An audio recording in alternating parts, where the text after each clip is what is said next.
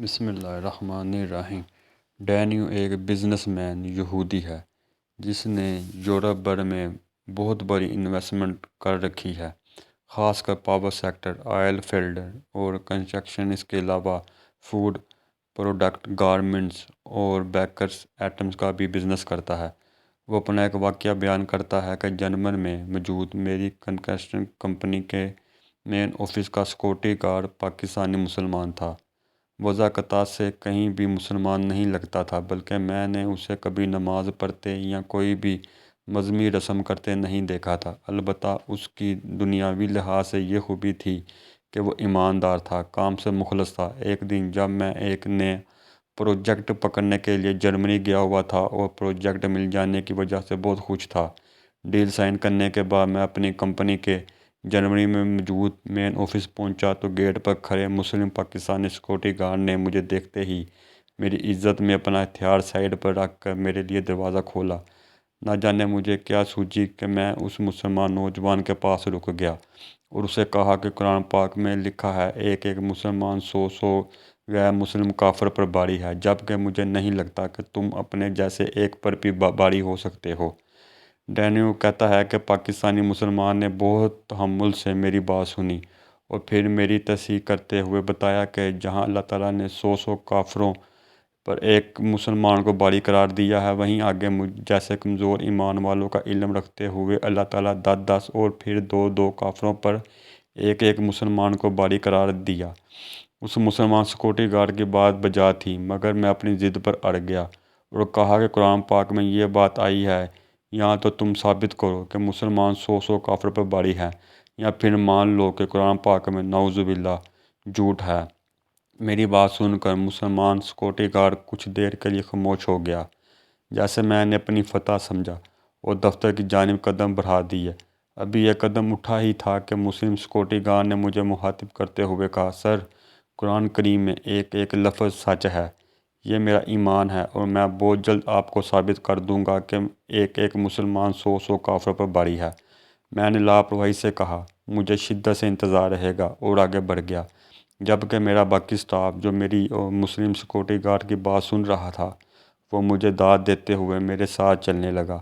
میں نے ابھی کچھ دن جرمنی رکنا تھا تاکہ نئے پروجیکٹ پر کام شروع کروا سکوں، لہٰذا میں آتے جاتے ہوئے مسلمان سیکورٹی گارڈ سے کہتا، مجھے جواب کا انتظار ہے، اور وہ مسکرا کر کہتا، ضرور دوں گا۔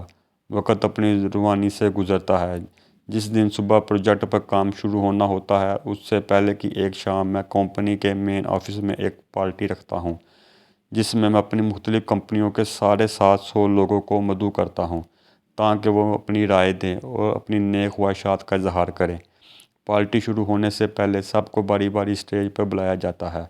سب سے پہلے میں جاتا ہوں اور میں نئے پروجیکٹ کی ڈیل کے متعلق بتاتا ہوں۔ اس کے بعد میرے نئے پروجیکٹ کے مینیجر کو دعوت دی جاتی ہے، مگر اس سے پہلے ہی مسلمان سیکورٹی گارڈ اسٹیج پر پہنچ جاتا ہے، گن لوڈ کرتا ہے اور سب کو آرام سے بیٹھے رہنے کا حکم دیتا ہے۔ اس کے بعد مجھے مخاطب کرتے ہوئے کہتا ہے کہ سر، کوئی سے 100 غیر مسلم کھڑے کریں جو اکیلے مسلم میرا سیکورٹی گارڈ کا مقابلہ کر سکے۔ جیسے اپنی زندگی نہیں پیاری۔ وہ اٹھے اور اپنی سیٹ پر کھڑا ہو، مگر یاد رکھنا، جو کھڑا ہوگا وہ پھر کبھی نہ بیٹھ سکے گا، نہ کھڑا ہو سکے گا۔ مسلم سیکورٹی گارڈ کا اعلان سن کر حال میں سکتہ طاری ہو گیا۔ میں اٹھ کر بات کرنا چاہتا تھا، مگر ہمت نہیں پڑ رہی تھی۔ تقریباً 1.5 منٹ یہی صورتحال رہی۔ اسی دوران کسی نے پولیس کو کال کر دی، مگر پولیس کی آمد سے پہلے ہی مسلم سیکورٹی گارڈ دوبارہ مجھ سمیت بیٹھے ہوئے حاضرین سے مخاطب ہوئے۔ بولا کہ یہ میرے ہاتھ میں موجود بندوق خالی ہے، اس میں کوئی گولی نہیں ہے۔ میں بس اپنے باس کو یہ بات سمجھانا چاہتا تھا کہ قرآن کریم میں جو کچھ بھی لکھا ہے وہ بالکل سچ لکھا ہے۔ قرآن پاک اللہ تعالیٰ کا کلام ہے اور اللہ تعالیٰ جھوٹوں پر لعنت بھیجتا ہے، پھر قرآن پاک میں جھوٹ کیسے ہو سکتا ہے؟ میں آج اس وقت اپنی جاب چھوڑ کر جا رہا ہوں کیونکہ میں کسی ایسی جگہ پر جاب نہیں کرنا چاہتا جہاں میرے ایمان کو مشکوک بنا دیا جائے۔ اس کے ساتھ ہی سیکورٹی گارڈ نے مجھے مخاطب کرتے ہوئے سر کی بجائے میرا نام پکارا اور کہا، مسٹر ڈینو، یاد رکھنا، مسلمان آج بھی اتنا ہی طاقتور ہے، بس تم جیسے لوگوں کی چالوں نے ان کا ایمان کمزور کر دیا، ورنہ آج آزما لیا ہے تو نے۔ ایک نہتا مسلمان تم 750 لوگوں کو خالی ہتھیار کے بل بوتے پر دبا کر رکھ سکتا ہے۔ ابھی مسلم سیکورٹی گارڈ کی بات جاری تھی کہ جرمن پولیس کے دستے حال میں داخل ہوئے۔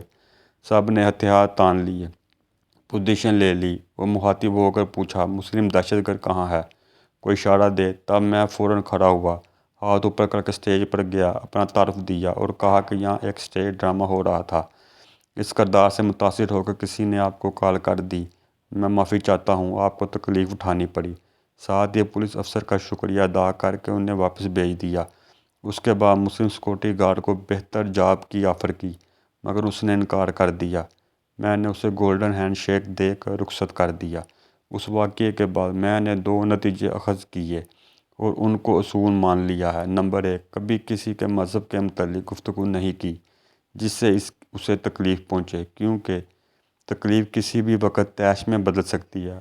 نمبر 2، نہ ہی مسلمان کمزور ہے اور نہ ہی ان کا ایمان کمزور ہے، بس مسلمانوں کے ایمان تازہ رکھنے والے علماء کمزور ہیں اور ان کمزوری کا فائدہ پوری غیر مسلم دنیا اٹھا رہی ہے۔